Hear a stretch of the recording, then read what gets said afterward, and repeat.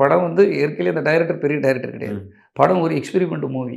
இந்த இடத்துக்குள்ள இந்த படத்தை எப்படி இல்லாமல் இது பண்ணி ஸ்ரீதேவி கொண்டு வந்து அதை கொண்டு வந்து ஏதோ ஒரு படமாக எடுத்து வியாபாரம் பண்ணி ரிலீஸ் பண்ணிடலாம், எப்படியாவது நம்ம மீண்டுலாம், நமக்கு ஒரு வாய்ப்பு கடவுள் தந்திருக்கான்னு நினச்சி எவ்வளோ ஏக்கங்கள் இருக்கும். மனுஷன் தானே சார், நான் நடிகன் கிடையாது, அடுத்த படத்தில் பார்த்துக்கலாம். இந்த படம் எனக்கு ஒரு வாழ்க்கை. அப்போ அது ரிலீஸ் ஆகிடலாங்கும்போது இன்கம் டேக்ஸ் ரைட்டில் முதல் இதில் மாட்டுறேன், புதக்குழி.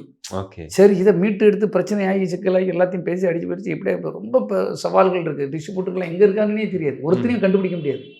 எல்லாம் ஃபோன் ஆஃப் பண்ணிட்டு அங்கங்கே இருக்காங்க, மாறு வேடத்துலையும் அப்படி இப்படிமா சுற்றிட்டு தெரியாங்க, லேபு சுற்றி. ஆமாம், ஒரு ஃபினான்சியரே மாறு வேஷத்தில் வந்து சொன்னீங்க. ஆமாம், அப்போ இந்த சூழல் அந்த படத்தை கஷ்டப்பட்டு எடுத்து விடிய காலம் எப்படியோ கஷ்டப்பட்டு எடுத்து ரிலீஸ் பண்ணிட்டேன் சார். ரிலீஸ் பண்ண பிறகு படம் பெரிய சரியாக போகுது, படம் வந்து தோல்வி ஆகுது.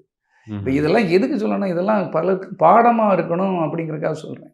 ஓகே, இப்போ இந்த தோல்வி பிறகு என்ன சொல்லலாம் வந்து சார் உங்களை வேலையை விட்டு நிற்க சொல்கிறாரு அப்படின்னா. இது எப்போ சொன்னாங்க?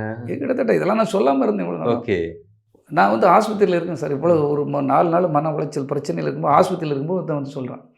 நான் ஆறுதல் சொல்ல ஆளை அனுப்பிச்சி விட்டுருப்பாரு, அப்படி ஏதாவது பழங்கள்லாம் கொண்டு வந்திருப்பான்னு பார்த்தா நிற்க சொல்லியிருக்காரு கொஞ்சம் அப்படிங்கிறான். இது எப்படி இருக்கா நம்ம மனநிலை? ஒரு மனுஷனாக நினச்சி நீங்கள் பாருங்கள், நீங்கள் ஒரு மனிதனாக. அதுக்கு பிறகு நீங்கள் விஜய் அவர்களை சந்திக்கவே விடலை. அதான் சதிங்கிறான் சார். எங்கே உண்மை தெரிஞ்சிருமோ, எங்கே உண்மையை பேசிட்டா திரும்ப அவருக்கு முக்கியத்துவம் கொடுத்துருவாங்க, அந்த சதி திட்டம். ஃபோனில் எதுவும் பேச ட்ரை பண்ணீங்களா சார்? எல்லாமே பேச சொல்லுங்க. அதாவது சார், ஒரு சூழ்ச்சி கும்பல் சிவந்து திட்டினா மாதிரி அவங்க போடுற பிளான் தான் சார் வெற்றி பெறும்.